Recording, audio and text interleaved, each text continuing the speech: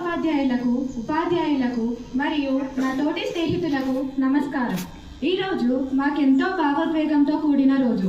4 సంవత్సరాల విద్యా ప్రయాణం తర్వాత ఈ పాఠశాల గడప దాటి వెళ్తున్న చివరి రోజు.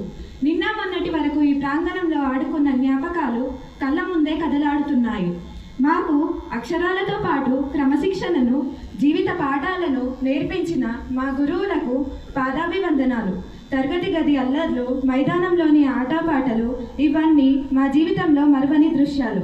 10వ తరగతి ముగింపు అంటే కేవలం ఒక పాఠశాల నుండి వెళ్ళడం కాదు, ఒక జ్ఞాపకాన్ని గుండెల్లో దాచుకొని మరొక కొత్త ప్రపంచంలోకి అడుగుపెట్టే సమయం. మా మీద నమ్మకం ఉంచి మమ్మల్ని ప్రోత్సహించిన అందరికీ పేరు పేరున ధన్యవాదాలు. పాఠశాల నుండి వీడుకోలు తీసుకుంటున్న వేళ మా తమ్ముళ్ళు చెల్లెల లాంటి మీ అందరికీ కొన్ని విషయాలు చెప్పాలనుకుంటున్నాను. మన పుస్తకాలలోని పాఠాలతో పాటు మన ఉపాధ్యాయులు నేర్పించిన క్రమశిక్షణను అలవరుచుకోవాలి. ఒక శిల్పి ఒక రాయిని ఎంత అందంగా చెక్కుతాడో అలానే మన గురువులు మనల్ని అంత అందంగా తీర్చిదిద్దుతారు.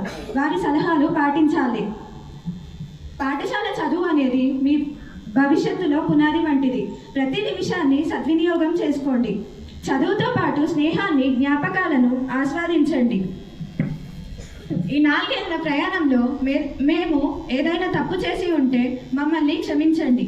మా అల్లరిని భరించిన మా ఉపాధ్యాయులందరికీ పాదాభివందనాలు. ధన్యవాదం.